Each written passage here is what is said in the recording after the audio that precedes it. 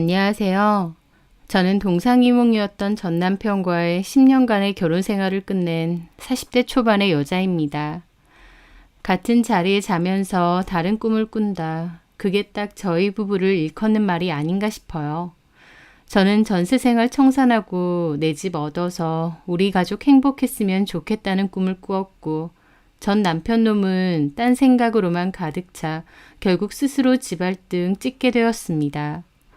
남편과 저는 4년간의 연애를 끝으로 결혼을 하게 되었습니다.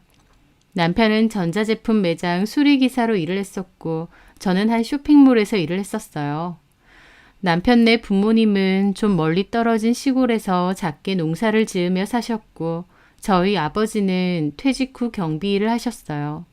엄마는 옷수선집을 운영하셨고요. 남편이나 저나 둘 다 별로 여유로운 집안 형편은 아니었습니다. 그래도 둘 다 부지런하고 또 잘 살고자 하는 의지는 컸었던 만큼 결혼하면 같이 으쌰으쌰 노력해서 잘 살 수 있지 않을까 기대했었습니다. 저는 결혼 전 5천만 원을 모았었고 남편은 3,500만 원이 있었어요. 그 돈을 합치고 나머지는 대출을 받아 작은 빌라 전세를 얻었습니다. 설계가 잘못되었는지 365일 집안이 눅눅하고 벽면에 곰팡이까지 잘 끼는 집이었지만 그래도 나름 행복한 신혼생활을 보냈습니다. 서로 많이 사랑하고 꼭 연애하는 기분으로 살다 보니 집이 어떤지는 크게 중요하지 않더라고요. 하지만 제가 임신을 하고 출산을 하게 되면서 이사를 가고 싶어졌습니다.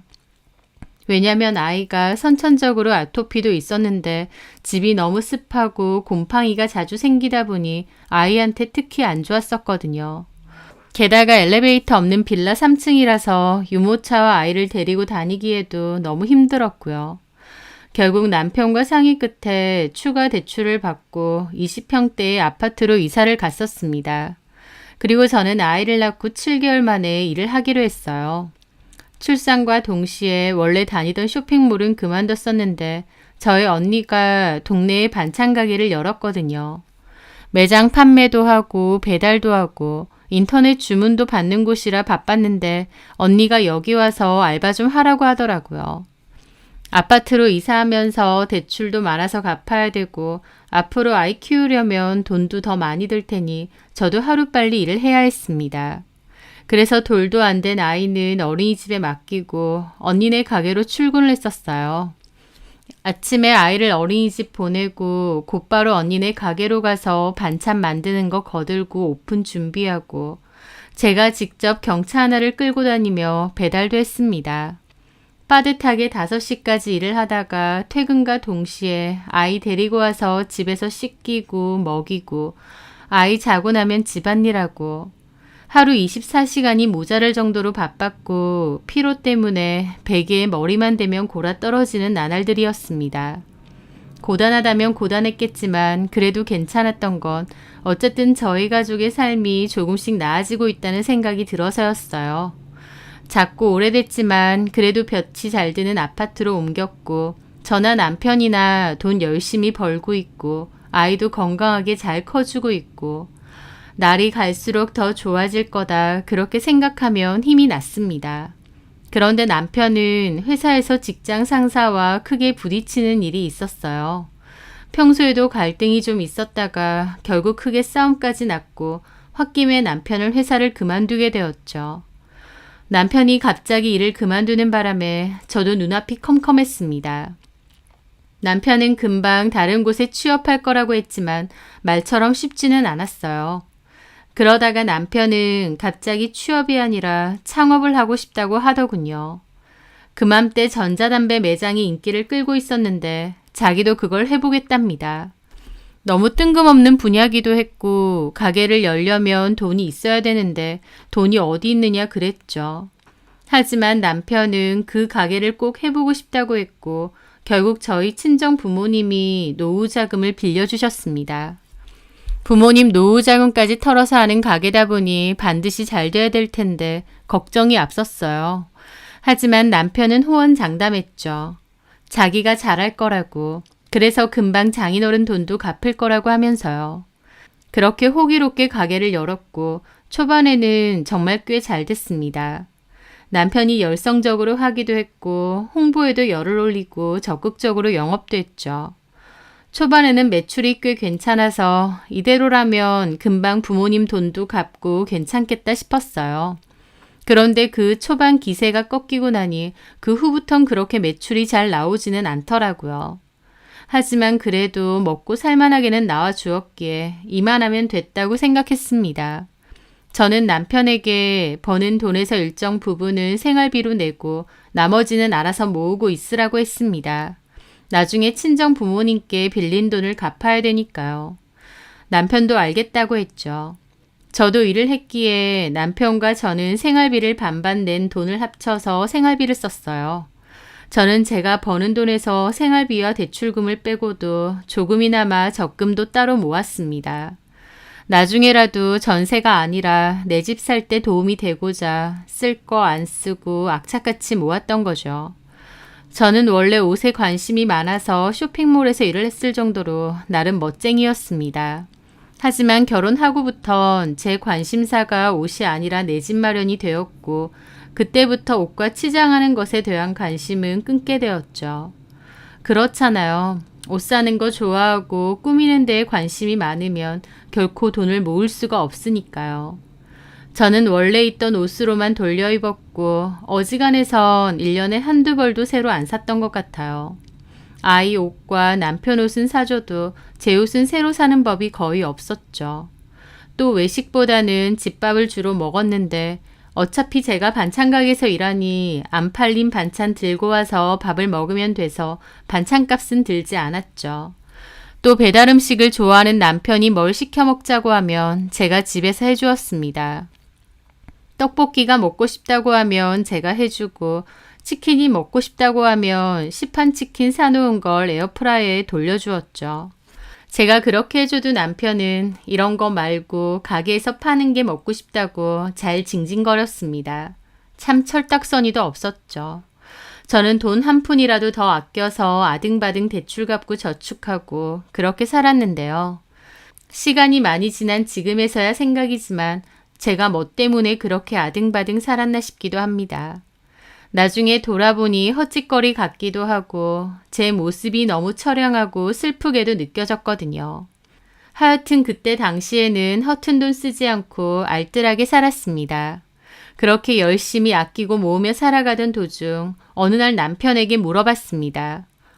여보, 돈 잘 모으고 있지? 무슨 돈? 생활비 내는 거 말고 우리 엄마 아빠한테 갚아야 되는 돈 말이야. 그 말에 남편은 낭패스러운 표정을 짓더라고요. 내가 얘기했잖아. 근래 들어 장사가 잘 안 된다고. 그러면 안 모으고 있었다는 거야? 모을 돈이 어딨냐. 월세 내고 물건 들이고 하면 남는 것도 없어. 생활비도 겨우 맞춰서 내는 수준이라니까. 그렇게 장사가 안 된다고? 불경기라 그런가. 요새 좀 그렇네. 저는 좀 이해가 안 되더라고요. 한 번씩 남편 가게 쪽으로 지나갈 일이 있는데 그럴 때 보면 손님이 있을 때도 꽤 많거든요. 그 근방에 전자담배 가게가 딱히 없어서 그런 건지 남편 가게로 많이 오는 것 같았죠. 그래서 나쁘지 않게 매출을 얻고 있을 거라 생각했는데 남편이 저에게 얘기해주는 매출은 터무니없이 적더라고요. 그 정도밖에 못 버는데 저 가게를 계속 유지하는 게 맞나 싶을 정도였으니까요. 하지만 그렇다고 남편이 이제 와서 취업을 하거나 다른 장사를 할 수도 없는 노릇이었습니다. 그래서 그냥 계속 유지는 하고 있었죠. 차라리 예전에 창업을 하지 말고 좀 더 열심히 취업 자리를 알아봤어야 했나 싶기도 하지만 이제 와선 어쩔 수 없다고 생각했습니다. 또 그만큼 내가 더 허리띠 졸라매고 열심히 살아야겠다 싶기도 했고요. 그래도 그나마 언니네 가게가 번창하고 있었고 언니가 월급도 많이 올려줬기에 다행이었습니다. 언니는 저에게 짠순이 다 됐다고 장난치면서도 한편으론 저를 좀 안쓰럽게 보기도 했어요. 예전에는 옷 사입는 거 좋아하고 꾸미는 거 좋아하더니 예전에 권수영은 어디 갔나 싶다 너 보면. 아줌마 되면 똑같지 뭐. 너 그 옷 엄청 옛날부터 입었던 거 아니야? 이거? 맞아. 이 옷이 편해. 색이 너무 바랬다. 뭐 어때? 목도 안 늘어났고 이만하면 괜찮지. 언니가 옷 좀 사줄게. 휴일 때 같이 백화점에라도 가자. 됐어. 필요 없어. 멀쩡한데 뭐. 차라리 그냥 돈으로 줘. 아우, 짠순이 정말.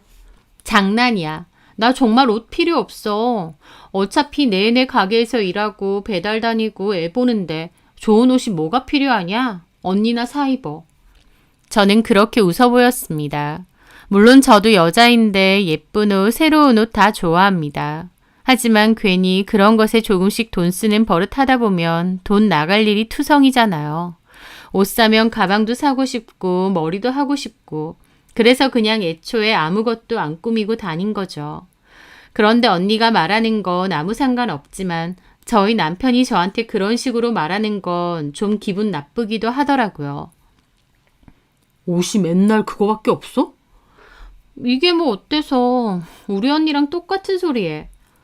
좀 꾸미고 다니지. 다른 애엄마들이 안 좋게 보는 거 아니야? 요즘 애엄마들은 다 예쁘게 하고 다니던데. 됐어. 바빠 죽겠는데 무슨.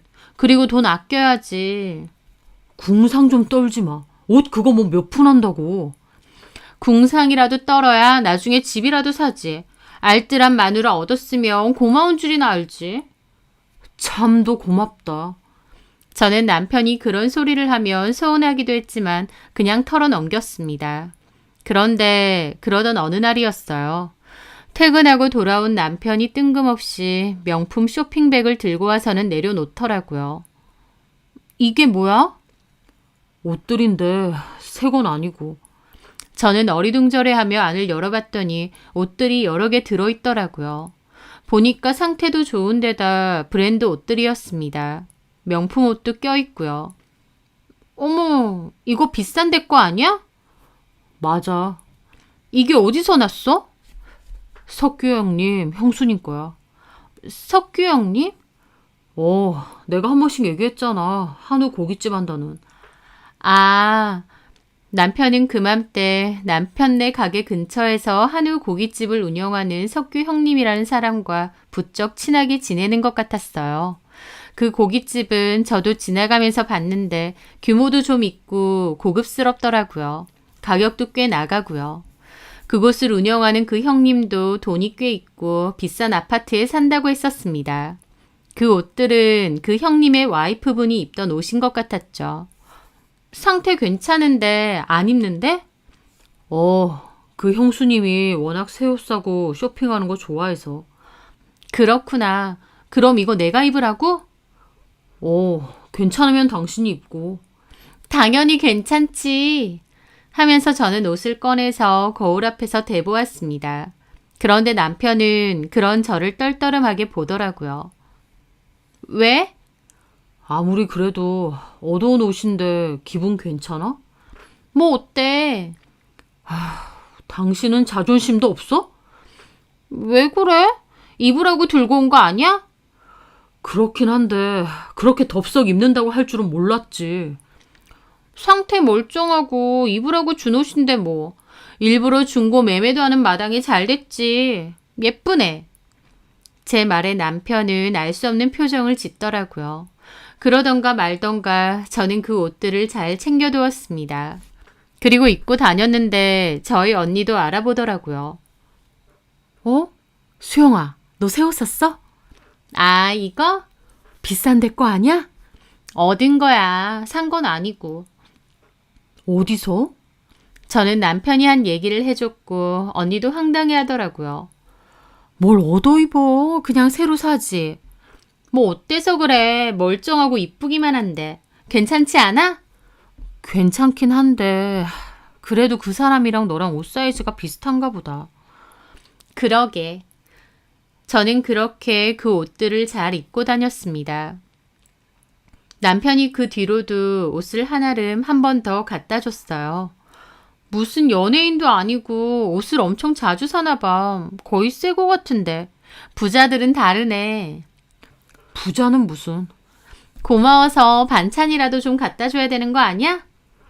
됐어. 안 입는다곤 옷들인데 뭐. 저는 어쨌든 옷 안 사도 되니 좋다고 생각하며 그 옷을 정리했습니다. 그런데 그 중에 바지가 하나 있었는데요.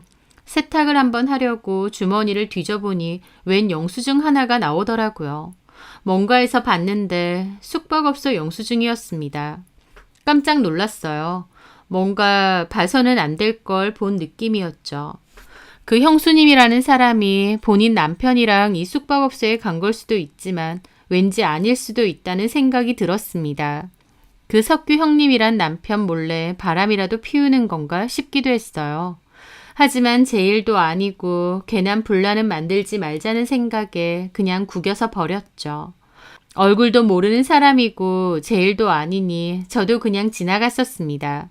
그런데 그 뒤에 그 일이 불거졌습니다. 하루는 남편이 볼일을 좀 보러 나가야 된다고 가게를 두어 시간만 좀 봐달라고 했을 때였어요. 저는 남편 대신 가게를 지키고 있다가 카운터 부분이 어수선하고 지저분해서 정리를 하고 있었죠. 그런데 쌓여있는 종이 더미에서 카드 내역서 하나를 발견했습니다. 남편이 따로 쓰는 남편 명의의 카드가 있다는 건 알았는데 별로 관여 안 했었거든요. 버는 돈에서 생활비 제외하고 나머지 용돈 쓸 때 쓰는 카드겠거니 했으니까요. 그런데 명세서를 본 저는 눈과 입이 떡하니 벌어지게 되었어요. 왜냐면 남편은 한 달 카드값이 300만 원 이상이었거든요. 저희 생활비가 250 정도인데 남편 혼자 쓰는 카드값이 300 이상이 나온 겁니다. 너무 황당하고 도대체 어디다 돈을 썼나 싶더라고요. 그렇게 내역을 찬찬히 보는데 백화점, 쇼핑몰, 이게 다 뭐야? 라는 소리가 절로 나왔죠. 제일 황당한 건 숙박업소에서 쓴 내역이었어요. 그걸 보고 저는 기절 초풍할 뻔했죠. 이건 누가 봐도 바람을 피는 것이었습니다. 남편이 바람을 피고 있었다니 저는 그때까지 상상조차 못했었죠. 웃기는 소리지만 바람 같은 것도 어느 정도 여유가 있는 사람이 피는 건 줄 알았어요. 시간이든 돈이든요. 그런데 남편은 내내 가게에만 매여 있고 생활비도 겨우 낼 정도로 매출이 빠듯하다고 했는데 웬걸 이렇게 큰 돈을 쓰고 다니면서 바람을 피고 있었던 겁니다. 저는 그 즉시 남편에게 전화를 했어요. 왜? 말을 해야 되는데 심장이 너무 뛰고 목소리까지 마구 떨려오더라고요. 언제 들어와? 아직 멀었는데. 지금 당장 들어와. 왜 그래? 지금 당장 들어오라고. 저는 그렇게 전화를 끊었습니다. 속에서는 폭발할 것 같은 분노가 들끓었고 어쩔 줄 모르겠더라고요.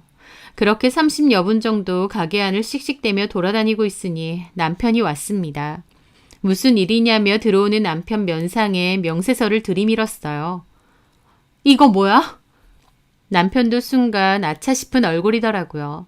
하지만 이내 변명을 늘어놓는 겁니다.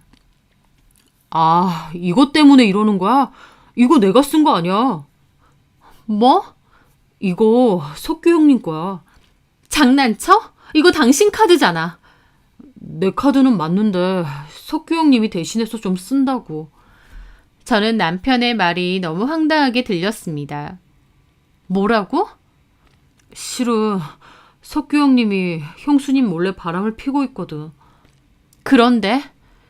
형수님이 경제권을 다 들고 있으니까 어쩔 방도가 없잖아. 그래서 나한테 카드를 좀 빌려달라고 했어. 쓰는 건 다 자기가 갚는다고 하면서. 뭐라고? 그게 말이 돼? 나도 어처구니 없었는데 친한 형님인데 어떻게 거절해. 알잖아. 석규 형님이 나름 요 근방을 꽉 잡고 있는 거. 나도 여기서 장사하는 입장인데 형님한테 잘 보여야지. 그러니까 그 석규 형님이라는 사람이 바람을 피고 그 바람 피는 돈을 당신 카드로 쓰고 있다고? 그 돈은 당신한테 돌려주고? 오. 그럼 통장 내역 보자. 돈 돌려준 거. 아직 안 줬어. 조만간에 받을 거야. 그게 말이 된다고 생각해? 지금 당장 그 석규 형님인가 뭔가 하는 사람한테 연락해봐. 아니면 지금 찾아가 보던지. 아, 어떻게 그래. 형수님이랑 같이 있을 텐데. 당신 하는 소리가 말도 안 되잖아. 그리고 설령 사실이라고 해도 그 형님이 바람을 피는 건데 왜 그걸 당신까지 동조하고 도와줘? 어쩔 수 없잖아, 상황이. 도대체 뭐가 어쩔 수 없다는 거야? 형님이 우리 가게로 손님도 많이 보내준단 말이야. 이래저래 도움 많이 받는데 어떻게 모른 척해. 남편은 끝까지 자기가 아니라고 발뺌했고 저는 의심스러운 눈초리로 남편을 쳐다보았습니다. 솔직히 남편 말이 별로 믿기지 않았어요. 하지만 같은 얘기 계속 해봤자 남편은 박박 우기고 있고 소득도 없을 것 같아서 일단 알겠다고 했습니다. 물론 속으로는 남편이 상황을 모면하려고 한 거짓말이라는 걸 알고 있었죠. 저는 나중에 얘기하자며 일단 집으로 돌아갔습니다. 가는 내내 다리가 다 후들거리고 머리가 터질 듯이 복잡했죠. 그런데 그 순간 갑자기 그 형수님이라는 여자의 바지에서 나온 모텔 영수증이 떠올랐습니다. 만약 남편 말대로 남편 카드를 석규 형님이 쓴 거라면 그 집은 남편도 바람피고 아내도 바람핀다는 건가요? 그게 무슨 콩가루 집안인가요? 말도 안 되는 헛소리 같았고 남편이 도대체 저 몰래 무슨 짓을 하고 다니는지 알아야겠다는 판단이 섰습니다. 그 후 일단은 티를 내지 않았어요. 제가 더 이상 그 일에 대해서 거론하지 않으니 남편도 제가 넘어가기로 했나 보다 생각했는지 안심인 얼굴이었죠.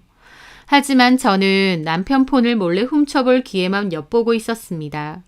평소에 폰을 늘 소지하고 다녔기에 몰래 볼 기회가 흔치 않았거든요. 하루는 남편이 머리맡에서 폰을 충전하면서 잠이 들었고 저는 옆에서 자는 척을 했습니다. 그렇게 거의 1시간가량 누워있다가 몰래 폰을 들고 나왔죠. 다행히 패턴은 알고 있어서 금방 잠금을 풀 수 있었습니다. 그리고 어렵지 않게 남편의 딴짓거리를 찾아낼 수 있었죠. 그 여자는 카톡에 이름 대신 닉네임으로 저장이 되어 있었어요. 사진은 그래도 한 장 있어서 얼굴은 확인했어요. 남편과 또래 혹은 좀 더 많아 보이기도 했는데 정확한 나이는 가늠이 안 되더라고요. 사진 한 장만 봐도 꾸미기 좋아하고 세련된 느낌이 들었습니다.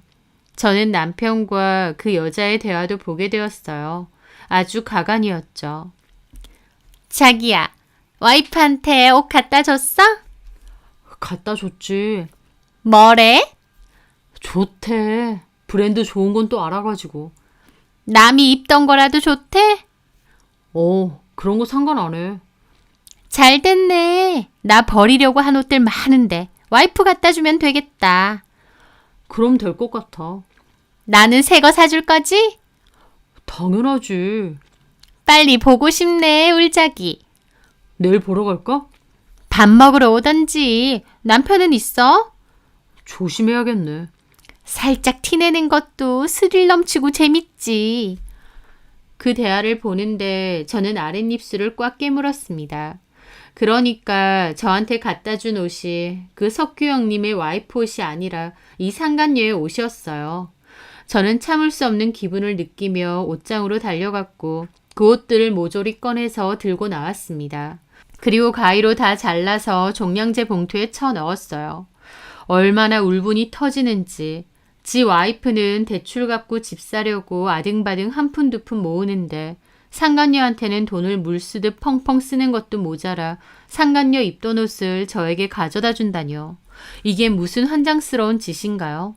저는 옷을 자르던 가위로 남편까지 난도질 해버리고 싶은 걸 참았습니다. 살면서 누군가에게 그토록 처참한 해를 가하고 싶었던 건 처음인 것 같아요. 저는 그 대화는 모조리 캡처를 했지만 그 여자가 어떤 여잔지는 정체까진 알 수가 없었습니다. 사진이 한 장 있으니 얼굴만 알 수 있었죠. 어디서 어떻게 만난 사이인지 이름은 뭔지까진 알 수가 없었습니다. 저는 이 여자에 대해서 알아야 소송을 하든 뭘 하든 할 수 있을 것 같더라고요. 남편을 족쳐도 얘기 안 할 것 같고 어떻게 알아내지 싶었습니다. 저는 그 고깃집을 찾아가기로 했어요. 남편이 자기가 바람핀 게 아니라 석규 형님이 바람폈다고 저한테 거짓말을 했는데 그 석규 형님이라는 사람한테 찾아가서 대놓고 물어볼 작정이었습니다. 그래서 다음날 그 고깃집을 찾아가게 되었어요. 그런데 고깃집에 들어간 저는 놀라서 얼어붙고 말았습니다. 제가 들어서자 카운터에 어떤 여자가 일어나서 인사를 하며 저를 맞이했는데 그 여자가 다름 아닌 남편과 바람핀 상간녀 당사자였거든요. 저는 너무 놀라 가만 그 여자를 보고 있었고 그 여자도 어리둥절하게 저를 보더라고요. 식사하러 오신 건가요? 제가 대답 없이 빤히 쳐다보고 있으니 주방 쪽에서 한 남자가 나와서 다가오더라고요. 무슨 일로 오셨습니까? 쳐다봤는데 아마 이 남자가 석규 형님이란 사람인 것 같았어요. 그러면 이 여자가 이 사람의 와이프? 남편에겐 형수님이란 말인가 싶더라고요. 무슨 일로 오셨어요? 그 남자가 다시 물었고 충격받은 저는 아무 말도 없이 그 여자를 빤히 쳐다봤습니다. 누구세요? 당신 아는 사람이야?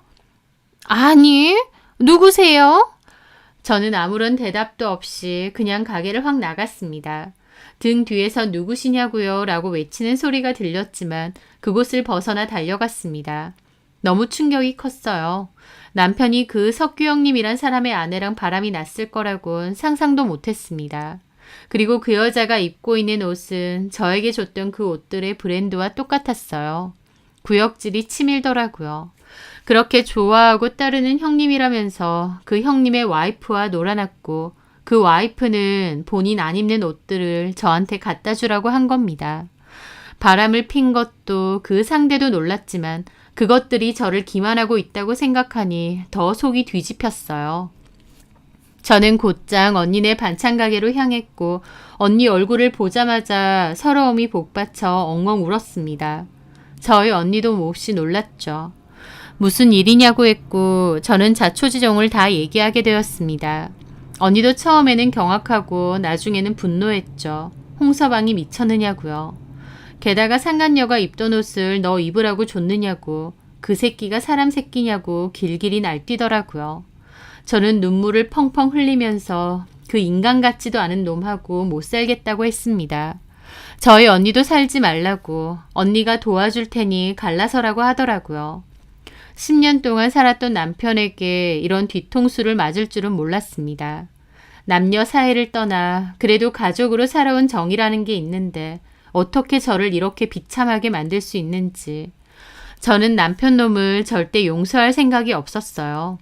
저는 곧바로 남편에게 네가 바람피는 사실을 다 알고 있다고 이혼할 거라고 통보했습니다.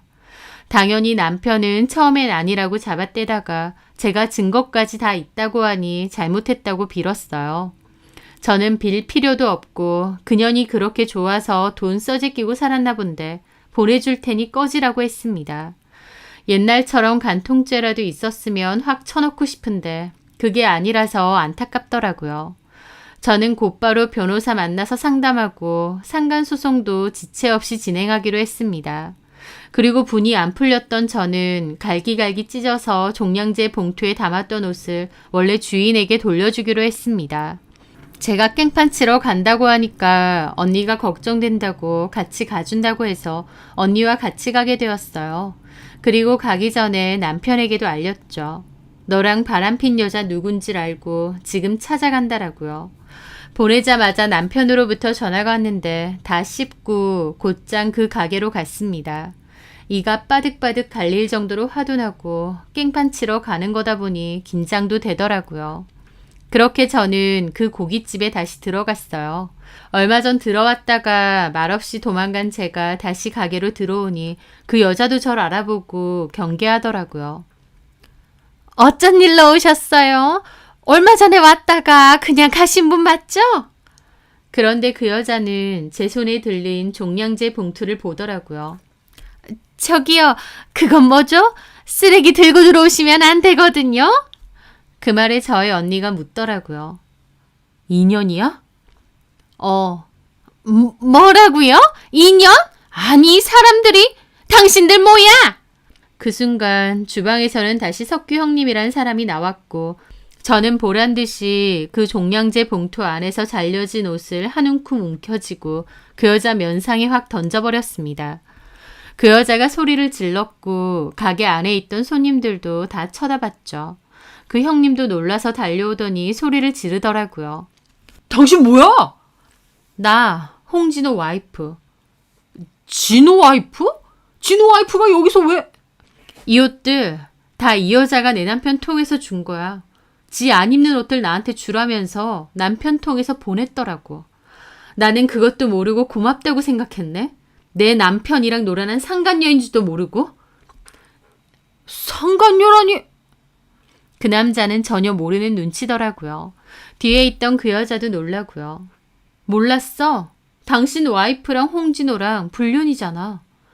그리고 저는 변호사 사무실에서 직접 받아온 위자료 소장도 카운터에 탁 내려놨습니다.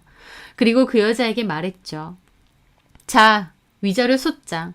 너 홍진호한테 돈 엄청 많이 뜯어냈지? 그걸로 옷 사고 가방 사고 별 연병을 다 떨었나 본데 나한테 위자료 3천만 원 줘야 되니까 준비나 해놔. 그 말에 그 남자가 어리 빠진 얼굴로 그 소장을 대신 열어보더라고요. 내용을 재빠르게 훑어보더니 눈이 휘둥그레져서 자기 와이프를 쳐다봤습니다. 그 여자는 쩔쩔매며 변명을 했죠. 아니야, 뭔가 오해가 있는 거야. 이봐요, 나 홍진호랑 그런 사이 아니거든? 그럼 이 옷들 네 옷 아니야? 옷은 내 거 맞는데 그냥 안 입는 옷이니까. 근데 그걸 진호한테 당신이 직접 줬다고? 그 형님이란 남자도 누나를 부라리며 물어보더라고요.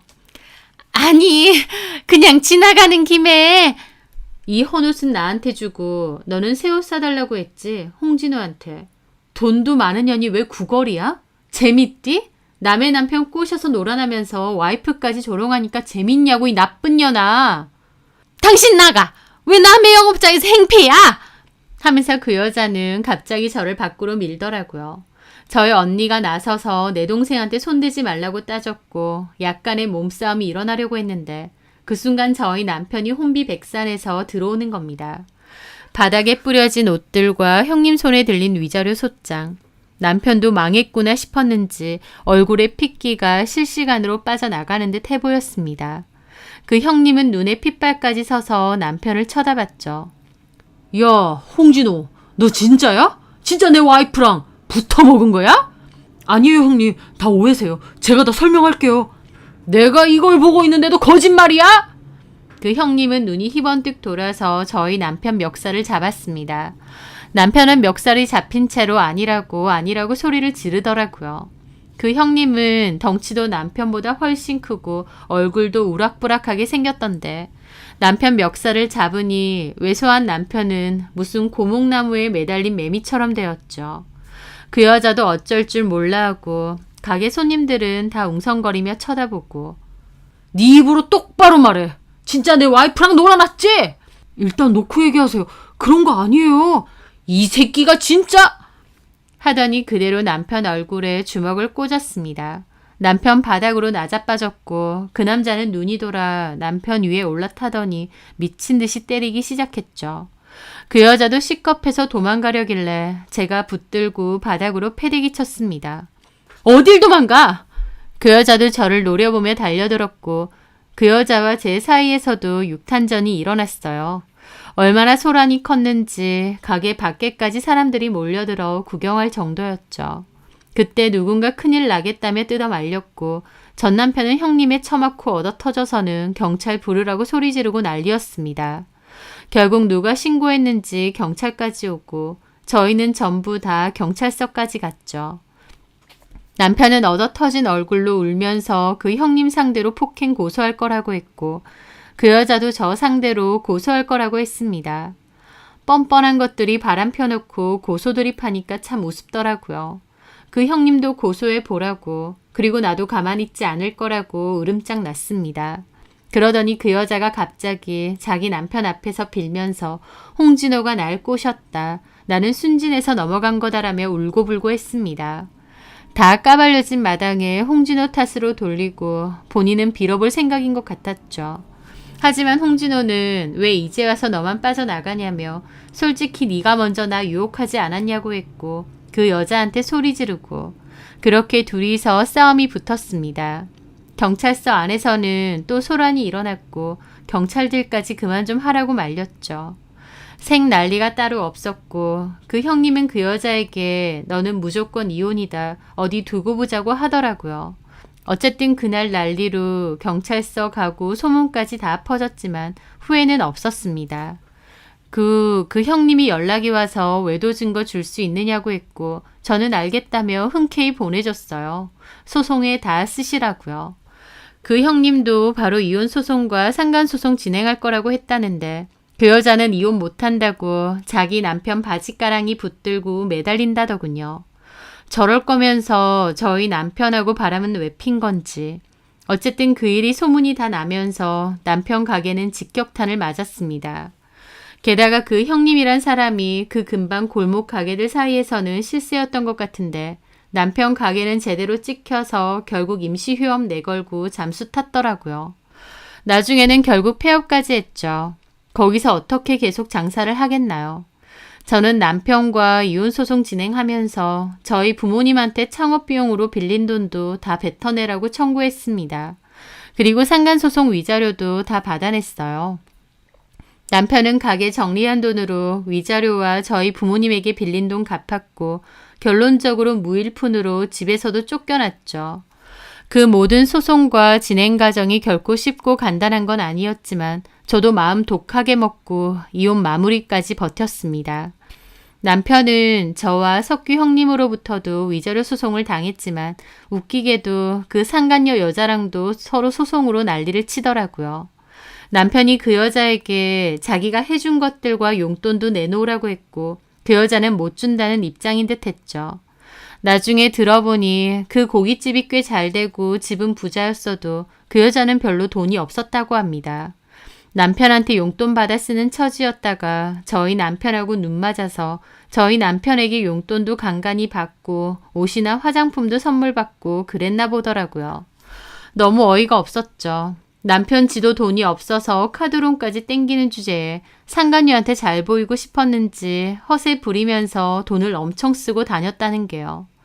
결국 그런 것들도 다 빚이 되어서 남편 놈에게 돌아갔지만요.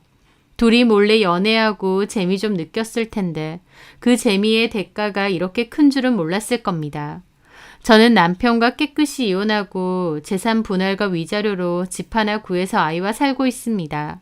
남편은 이혼 후에도 연락이 와서는 자기가 뭐에 씌인 것 같다. 너 같은 여자 없는데 자기가 잘못했다. 한 번만 용서해달라라며 구구절절한 소리를 늘어놓더라고요. 그래서 저는 차분하게 말했습니다.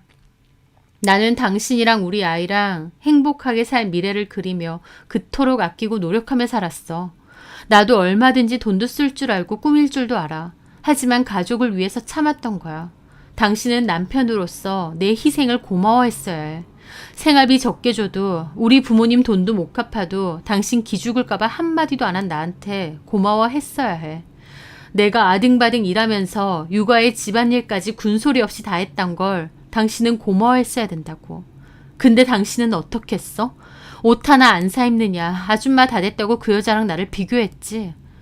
당신이 단순히 그 여자한테 용돈 주고 비싼 옷 사주고 그런 문제가 아니야. 가족을 위해 헌신하는 나는 개무시하고 조롱하면서 그 여자한테는 아까운 것도 없이 다 퍼다 바쳤지. 내가 그런 당신한테 무슨 마음이 남아있어야 될까? 우리가 설령 다시 붙는다 한들 무슨 마음으로 남은 인생 의지하면서 같이 살겠어? 재결합? 의미 없는 짓이고 쓸모없는 짓이야. 그럴 생각도 조금도 없고. 당신이 정말 나한테 미안하다면 재결합 소리할 게 아니라 애 양육비 밀리지 않게 꼬박꼬박 보내줘. 우리는 완전히 끝난 거니까. 저는 흥분하지도 않았고 그냥 차분하게 제 감정을 다 얘기했습니다. 기나긴 이혼 소송을 지나쳐오면서 분노보다는 허탈함과 허무함이 더 커졌어요.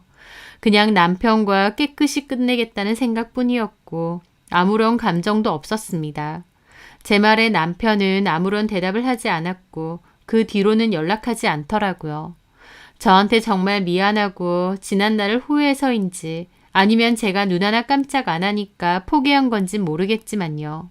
저는 그 후로도 언니네 가게에서 일하며 열심히 살고 있습니다. 하지만 예전처럼 돈 한 푼에도 벌벌 떨며 살지는 않고 적당히 저를 위해서도 쓰면서 살고 있어요. 미래를 위해서 현재를 희생시키는 건 어리석은 짓이라는 걸 이제는 알았거든요. 저도 잘 돌보고 저희 아이도 잘 돌보며 남은 인생 더 행복하게 잘 살고 싶네요. 제 사연 들어주셔서 감사합니다.